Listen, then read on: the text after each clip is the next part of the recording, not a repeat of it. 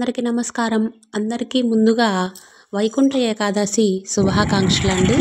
ఈరోజు మనము చీమకుర్తిలోని హరిహర క్షేత్రానికైతే వచ్చేసామండి.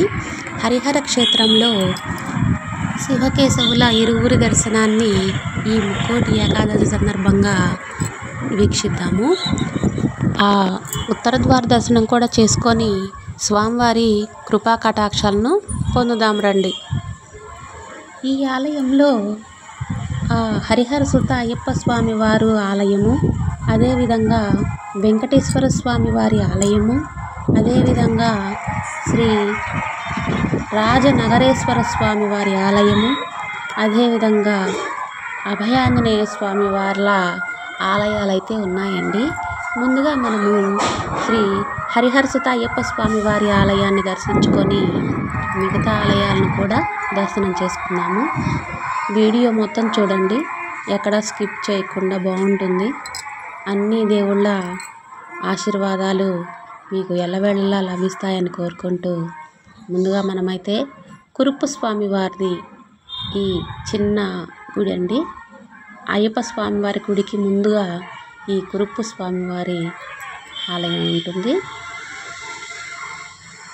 ఈయన కురుప్పు స్వామివారు.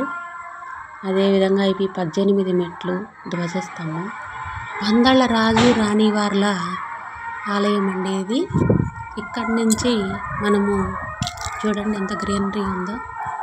మెట్లెక్కి అయ్యప్ప స్వామి వారి ఆలయంలోకి వెళ్దాము. ఇక్కడ ప్రతి సంవత్సరం కార్తీక మాసం మొదలుకొని అందరు స్వాములకి అన్నదాన కార్యక్రమం జరుగుతుందండి. అంటే స్వాములు ఉండేదాన్ని బట్టి ఇక్కడ అన్నదాన కార్యక్రమము జరుగుతుంది. ఇదేనండి, ఇక్కడ ధ్వజస్తంభము, ఘంట స్తంభము అన్నీ ఉంటాయండి.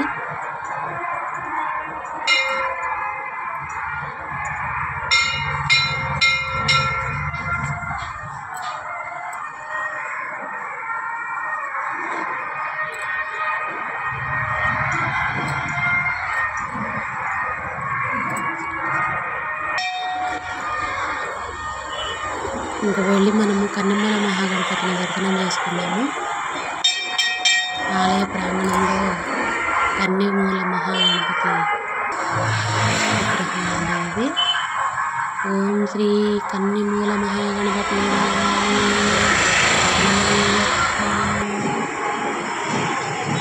ఈయన నాగరాజస్వామి అండి.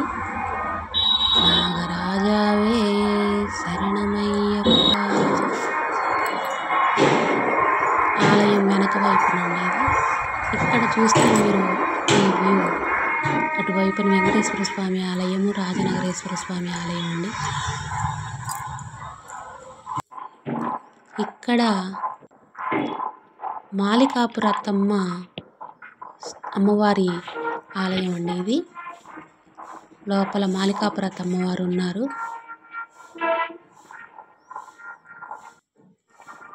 మాలికాపురత్తమ్మ లోకదేవి మాతాయే శరణమయ్యప్ప.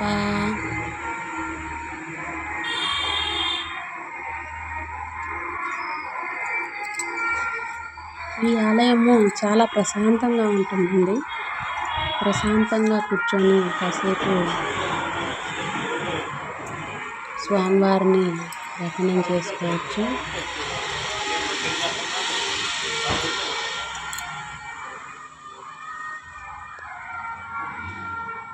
ఓం శ్రీ స్వామియే శరణమయ్యప్ప. ఇరువైపులా ద్వారపాలకుల్ని దర్శనం చేసుకున్నాము. అదేవిధంగా ఇప్పుడు స్వామివారి దర్శనం అయితే చేసుకున్నాము. ఇక్కడ మనము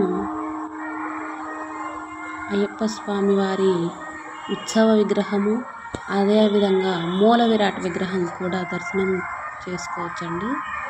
ఓం శ్రీ స్వామియే శరణమయ్యప్ప. ఓం శ్రీ స్వామియే శరణమయ్యప్ప. ఈ ఆలయం లోపల నుండి వెంకటేశ్వర స్వామి ఆలయం లోపలికి దారి ఉందండి. రండి వెళదాం. వెంకటేశ్వర స్వామి వారి దర్శన భాగ్యం ఈ ముక్కోటి ఏకాదశి రోజున దొరకటం నా అదృష్టం అండి. ఇక్కడ వెంకటేశ్వర స్వామి వారు పద్మావతి గోదాదేవి సమేతుడై వేంచేసి ఉన్నారండి. పద్మావతి అమ్మవారండి. లక్ష్మీం క్షీరసముద్రరాజతనయాం శ్రీరంగధామేశ్వరి దాసీభూత సమస్తదేవవనితాం లోకైకదీపాంకురాం శ్రీమన్మందకటాక్షలబ్ధవిభవ బ్రహ్మేంద్రగంగాధరాం వాం త్రైలోక్యకుటుంబినీం సరస్వతీం వందే ముకుందప్రియాం.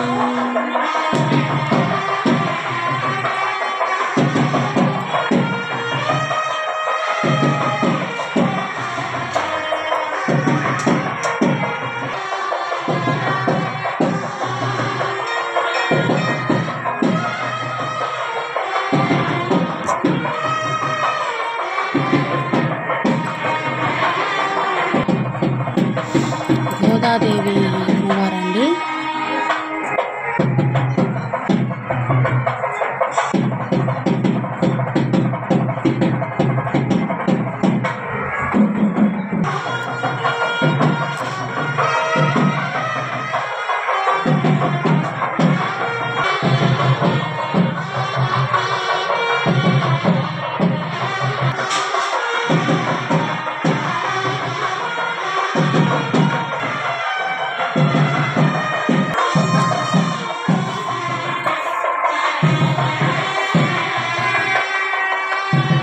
ఇదిగోండి, ఇక్కడే సామూహిక సత్యనారాయణ స్వామి వ్రతాలు జరుగుతున్నాయండి.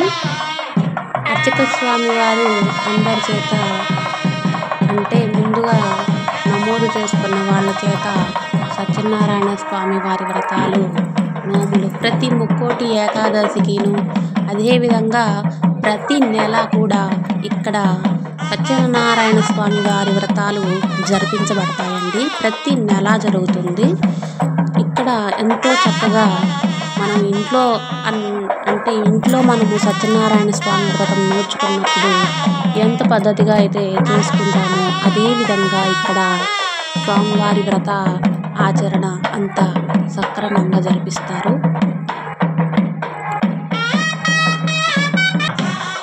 ఇక్కడ మీరు విమాన వెంకటేశ్వర స్వామి వారిని దర్శనం చేసుకోవచ్చండి. ఇక్కడ వాసవి కన్యకా పరమేశ్వరి అమ్మవారి ఆలయం కూడా ఉందండి. ఈ హరిహర క్షేత్రంలోనే ఇప్పుడు మీరు దర్శించుకుంటున్న అమ్మవారు వాసవి కన్యకా పరమేశ్వరి అమ్మవారు.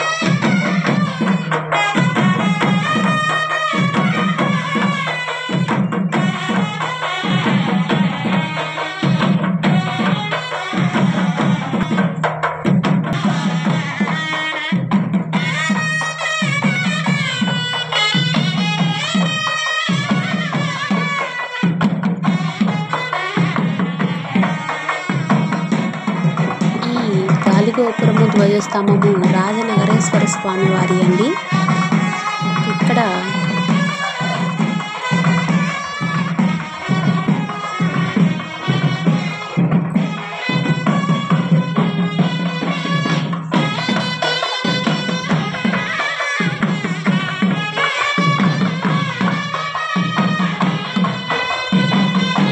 స్వామివారు శివ పరివారంతో కలిసి, అంటే ఆ వినాయకుడు, సుబ్రహ్మణ్యేశ్వర స్వామివారు, అదేవిధంగా పార్వతీదేవితో ఈయన శివ పరివారంతో ఇక్కడ మనకి దర్శనమిస్తారండి. ముందుగా మహాగణపతి దర్శనం అయిపోయింది. ఈయన రాజనగరేశ్వర స్వామి వారు. ఓం నమః శివాయ.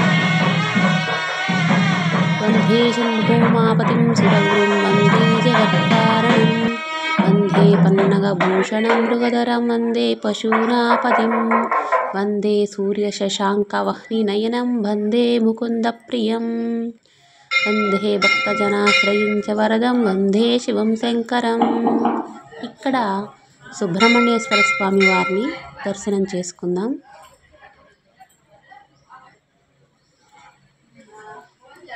ద్వారపాలకులతో అదేవిధంగా స్వామివారు దర్శనమిస్తారు. ఇక్కడ పార్వతీదేవి అమ్మవారు అండి.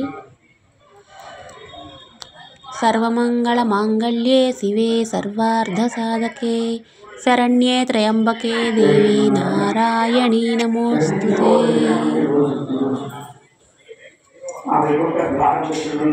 ఇక్కడ నందీశ్వరుల్ని దర్శనం చేసుకోవచ్చండి.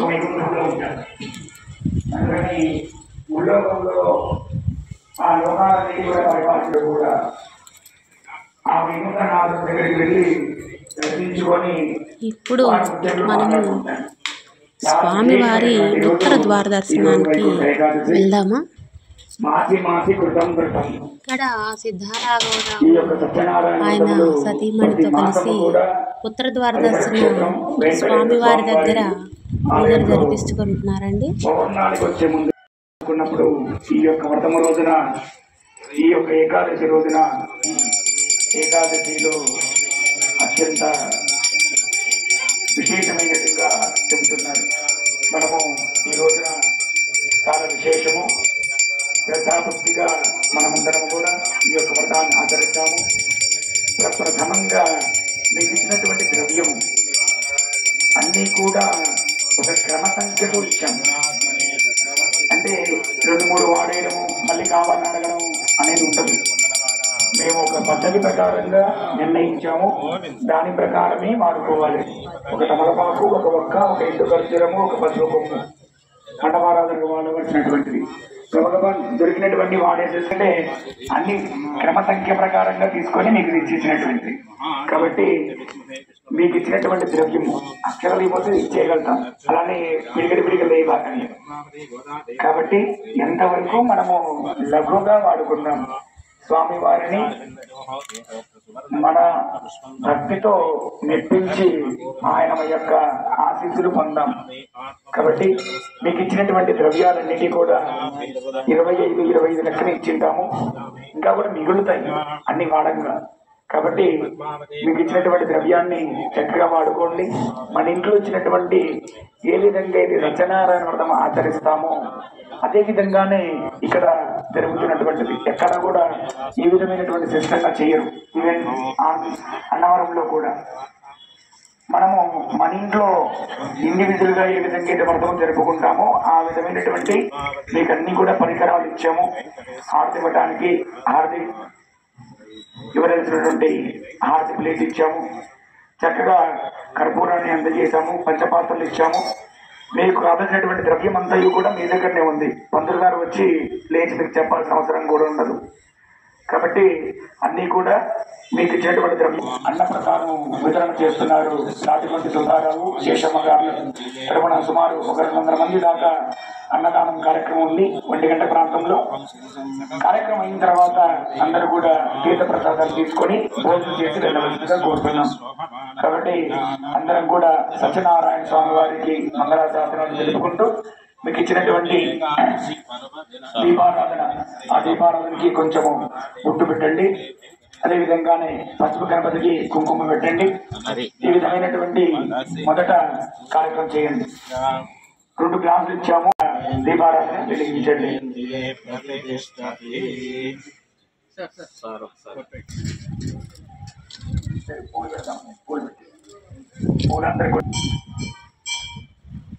మమ అశోక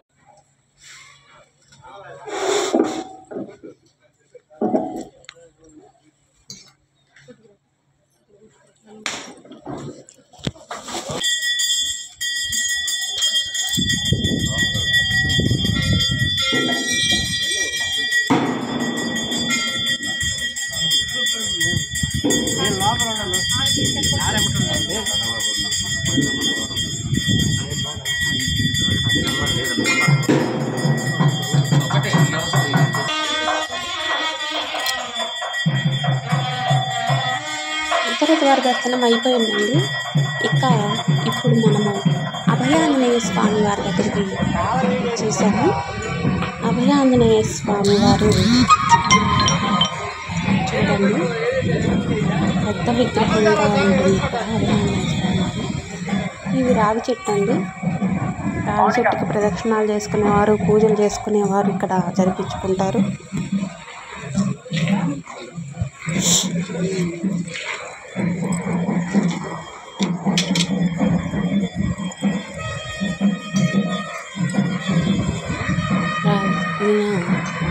అభయాంజనేయ స్వామివారు అండి, పెద్ద విగ్రహంగా ఉంటుంది.